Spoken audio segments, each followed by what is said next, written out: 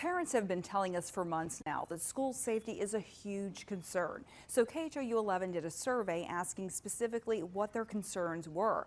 We heard from about 420-something parents who said fighting in school is a huge problem. So we sat down with a few parents and some of their kids to talk about what's going on in schools. They told us that a lot of these fights are being promoted and fueled on social media. We dug a little deeper. We looked at data from the Texas Education Agency and found that fighting is at an all-time high. Over the last 5 years, it's gotten bigger than it has. So we decided to sit down with a social media expert and child psychiatrist who talked to us about why children feel so compelled to video these fights at school and then share them on social media. Parents also told us they want solutions. They just don't want to vent. They want to see if there's someone out there who can do something to change this culture. So we went to an expert who has previous administration experience at schools as a principal, teacher, and is now a professor at a local university who is helping to educate leaders of tomorrow on how to handle these situations in school. She shared with us some interesting aspects of what parents can do at home to start changing the culture of what has become violent behavior in schools. Videos of school fights happening in Houston area schools.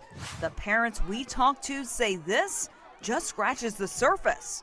There's some serious issues there. Sam Mayorga, Elizabeth Alanis, and Stephen Bergman are 3 of the 428 parents who took the KHOU 11 school safety survey. Raise your hand if your student has talked to you about fights at school. Raise your hand if your student has been in a fight at school. Nearly half said there are fights or acts of violence at their child's school. Of those who said fights happen, more than a third said it happens daily or weekly. School safety is a big concern, and that my son can go to school every day, feel safe, be able to express his ideas and beliefs without fear of repercussion. Here's what some of the parents who took our survey said their kids say about the fights. I've heard about guns, knives, kids getting stabbed with a pencil. Kids bleeding after getting kicked or He punched. tells me he's scared and does not feel safe. Mayorga, who helped raise her younger sister, says fights happen outside, after school, behind buildings. They specifically choose certain spots to meet up because they know it's going to take a long time for security or administration to come and meet them. Are these fights advertised on social media? Oh yeah, usually Snapchat. Have you seen any videos of these fights? Every time. Alanis says she hears about them from her school-age daughters and at work. She's a teacher. There was one time I remember a student showed me something and I said, we're going to go down to the AP's office right now. What was on that video? It was a really an isolated violent attack of a student in a hallway. Has your classroom ever been in lockdown, or your school, because of a school fight? Yes, we've had situations where there have been fights on campus. We went into lockdown and there were kids at my door talking to me, so I just pulled them in my room and we, shut the door and just waited. How scary is that? It's frightening as a teacher, as an adult, but I'm glad I was able to at least kind of allay the fears of the students that were in the room with me. But it does make me aware that it could happen at either campus for my own kids. And what do you do? There's been many fights at my school that have been really bad, and teachers have been involved. So it gets physical in middle Yeah, school. it gets really physical. Azaria Alanis, a 6th grader, has had some scary experiences with fights at school. Her sister, Siani, a high school senior, says she has not seen fights at her school, but she knows they happen. I hear, when I get to 6th period, oh, there was a fight during lunch. Do you feel safe at school?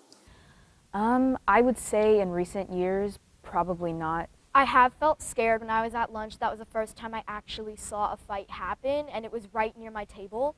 And I was like, oh my gosh. The students say the fights are often advertised on social media. A bunch of them are on TikTok or Instagram. KHOU 11 did a survey about school safety. A big concern for parents, fights. And parents who answered our survey said their kids tell them about the fights being on social media. People are videoing them. Kids record and put them on social media. Social media is a big problem. How big of a role do you think social media plays in the fights that are happening at school? I think it plays a big role because there has been multiple threats going to my school that someone would like hurt us at school, and other students would post stuff about it. Social media just keeps growing and it just becomes easier and easier. It's so important for them to be seen and be heard, and social media makes that process like a click of the button. Dr. Laurel Williams, a professor of child psychiatry at Baylor College of Medicine, says to understand why kids engage on social media, you've got to think like one. They are modeling people that they look up to in the world, in the social media influencers, and this idea like I need to go viral to be relevant. While limiting or banning social media may seem like a good way for parents to deal, Dr. Williams says it won't change a child's behavior, but what you say to them can. You can sort of definitely say, goodness gracious, that looks terrible. What's going on here? That looks pretty bad.